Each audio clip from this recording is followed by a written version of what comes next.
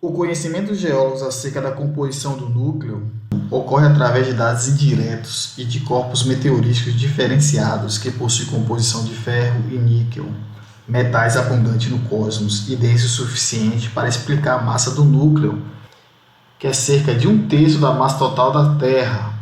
O núcleo apresenta um tamanho aproximado do planeta Marte e uma densidade de 9 a 13 gramas por centímetro cúbico. Apresenta como composição, fruto de sua diferenciação primitiva, ferro e níquel predominantemente, que são os materiais mais densos, e uma menor quantidade de silício e outros elementos, como hidrogênio, oxigênio, enxofre e carbono.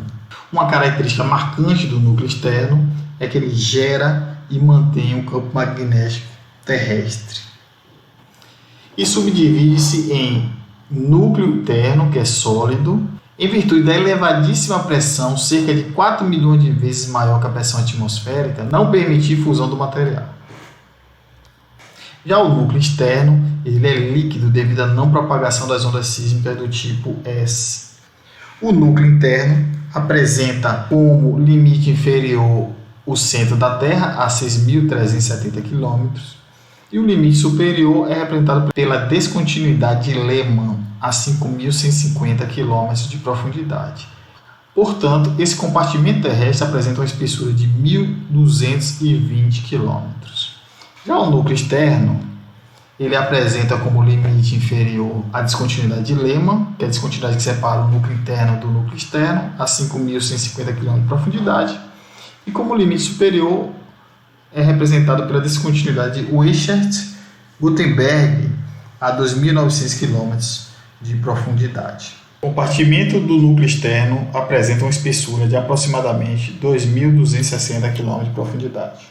Como composição química, o núcleo interno é representado por uma liga sólida de ferro e níquel e corresponde a uma esfera metálica com 65% do tamanho da Lua. E o núcleo externo também é composto de materiais metálicos, mas deve estar diluído com elementos de menor densidade. As temperaturas envolvidas no núcleo interno variam de 4.000 a 4.500 graus Celsius e as temperaturas envolvidas no núcleo externo em torno de 3.700 graus.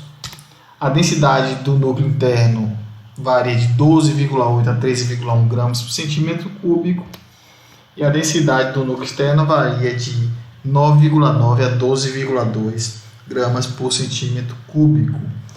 As experiências de laboratório e as comparações com meteoritos metálicos indicam que talvez 12% do núcleo externo consista de enxofre, silício, oxigênio e outros elementos químicos. De modo geral, o núcleo interno deve crescer lentamente pela solidificação do núcleo externo, líquido que está dissipando seu calor interno para o manto. No planeta Terra, a temperatura tende a crescer com a profundidade, descrevendo uma curva conhecida como geoterma. A geoterma basicamente é essa curva em preto que representa como a temperatura aumenta com a profundidade. Uma segunda curva geoquímica é conhecida como a curva dos sólidos em azul. Essa curva indica o início da fusão do material. Da análise do gráfico, 3 situações são possíveis. A primeira delas é a temperatura da geoterma ser menor do que a temperatura dos sólidos. Nesse caso, como a temperatura da geoterma é inferior à temperatura dos sólidos, o material em questão está no estado sólido. Logo, o manto terrestre, exceto essa região onde a temperatura do magma da rocha é fundida, se comporta como sólido. No segundo caso, a temperatura da geoterma supera a temperatura dos sólidos, indicando que o núcleo externo se comporta como líquido, ou seja, a temperatura da geoterma é maior que a temperatura dos sólidos. No núcleo externo, volta ao cenário anterior, a temperatura da geoterma é menor que a temperatura dos sólidos, indicando que o compartimento que compõe o núcleo interno é composto de uma liga de ferro sólido. Em síntese, nesse tipo de gráfico que relaciona profundidade e temperatura, Sempre que a temperatura da geoterma for inferior que a temperatura do sólido do manto, o material é sólido. Já quando a temperatura do geoterma for maior que a temperatura dos sólidos, o material se comporta como um líquido. A grande importância do núcleo externo é que ele gera e mantém o campo magnético terrestre, ou seja, o planeta Terra se comporta como um gigantesco ímã, similar ao campo magnético de uma barra, que é revelado a partir do alinhamento de limalhas de ferro sobre papel.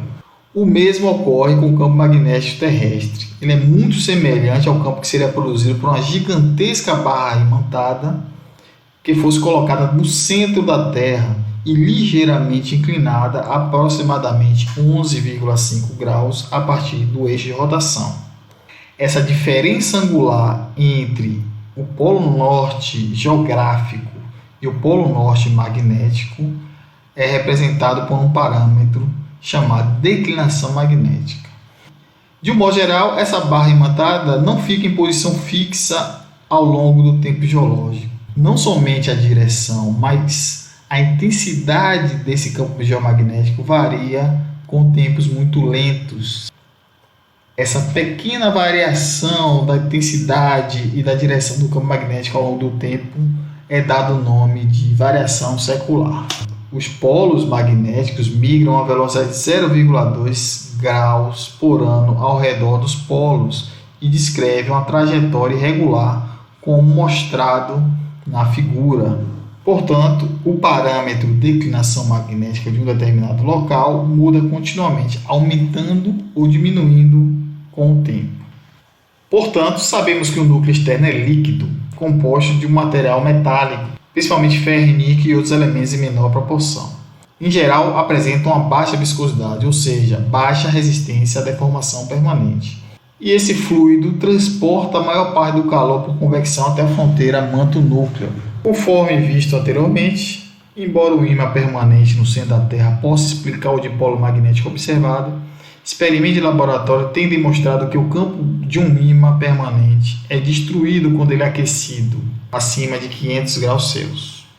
Ou seja, um material magnetizado, quando ele é aquecido a uma determinada temperatura, ele tende a perder todas as suas características magnéticas. Portanto, uma questão-chave é colocada: por que o núcleo externo consegue manter e gerar o campo magnético terrestre a altíssimas temperaturas envolvidas, acima de 3.700 graus Celsius, sem perder sua magnetização? O material geológico mostrado a seguir, que tem uma temperatura superior que a temperatura de Curie, ele tende a perder todo o seu campo magnético, ou seja, seus dipolos magnéticos ficam totalmente desalinhados. E esse material perde seu campo magnético permanente. Quando a temperatura do material geológico fica inferior à temperatura de Curie, duas situações podem ocorrer. Na primeira, o campo magnético do material é ausente, representado pelos grãos minerais que apresentam dipolos magnéticos em várias orientações distintas entre si. Logo, esses materiais não são magnéticos. Uma segunda opção, com o resfriamento do material original, os dipolos magnéticos dos grãos minerais se alinham segundo o campo magnético vigente do planeta Terra. Assim, esses minerais, ao se resfriar e atingir a temperatura de Curie, eles obtiveram um campo magnético permanente e são ditos ferromagnéticos. Em síntese, aqueles materiais que resfriam e os dipolos magnéticos ficam desalinhados, eles são chamados de não magnéticos. Se os dipolos magnéticos dos minerais se alinham segundo o campo magnético vigente, esses materiais são ditos ferromagnéticos. Uma dúvida que surge é: se o manto e o núcleo estão em convecção, por que o campo magnético é criado no núcleo externo e não no manto? Existem dois motivos que respondem essa questão. A primeira delas é a composição. O núcleo externo é feito principalmente de materiais metálicos, como ferro e níquel, que é um metal excelente condutor de eletricidade, enquanto que as rochas silicáticas do manto são mais condutoras de eletricidade. São refratárias e, portanto, elas não tendem a produzir a eletricidade e nem conduzir o calor com eficiência. O segundo motivo é a velocidade de convecção.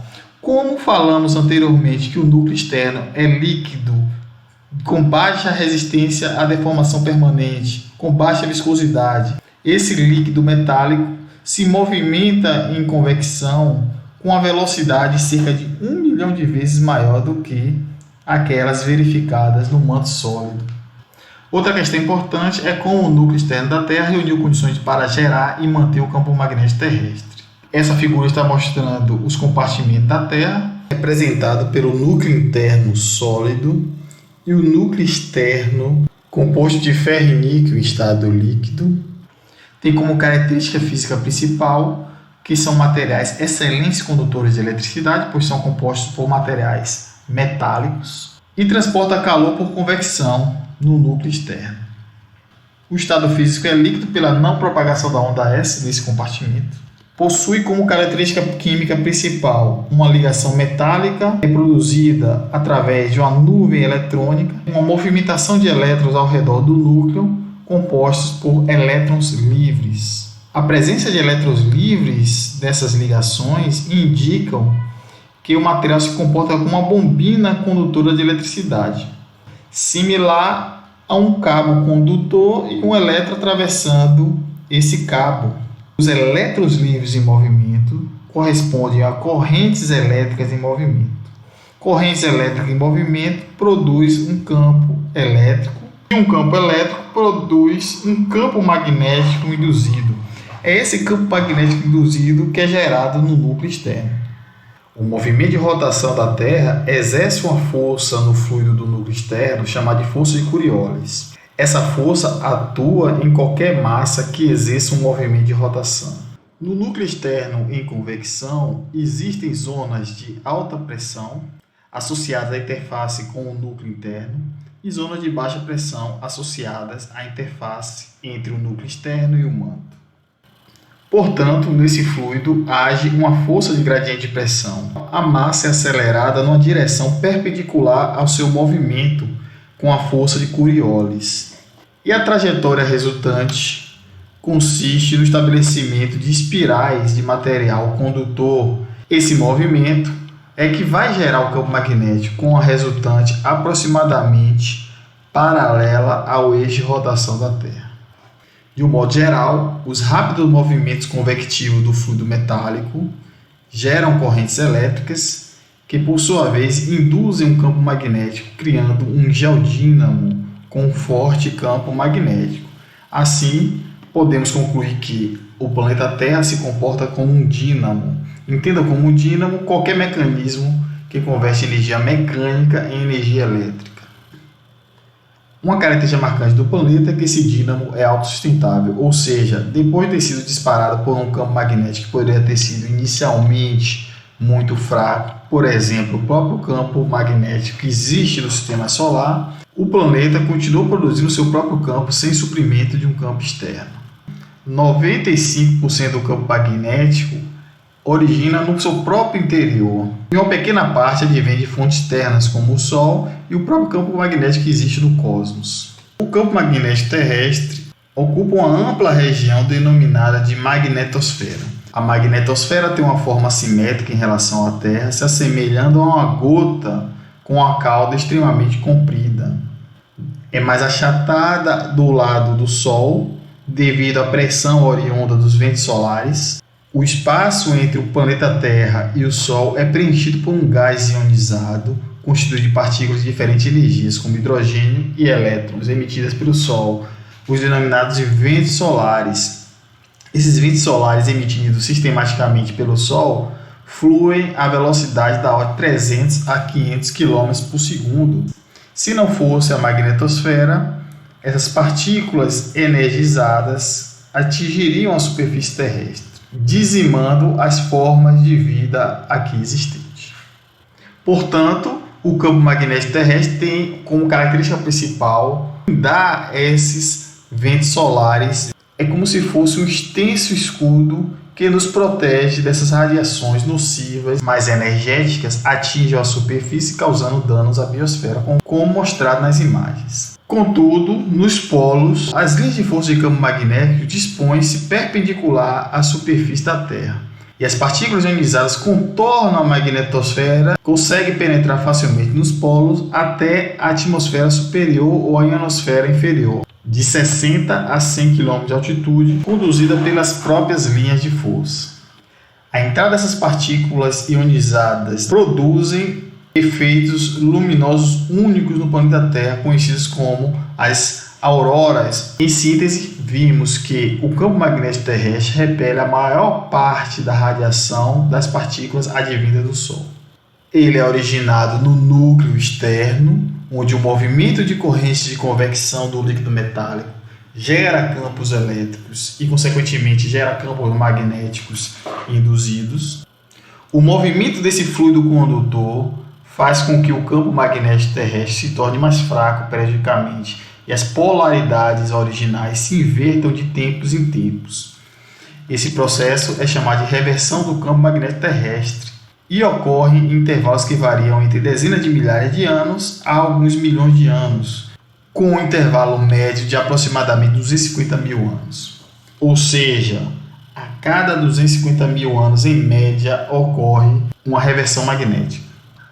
Contudo, a última reversão conhecida ocorreu há 780 mil anos, um intervalo de tempo muito maior do que a média, que é conhecida como a reversão de Brooms-Matuyama, o que nos leva a uma preocupação de que passamos do tempo de uma reversão magnética. As causas dessas reversões ainda não são bem compreendidas, contudo, uma hipótese deve estar relacionada com as modificações no padrão de circulação do ferro derretido no núcleo da Terra.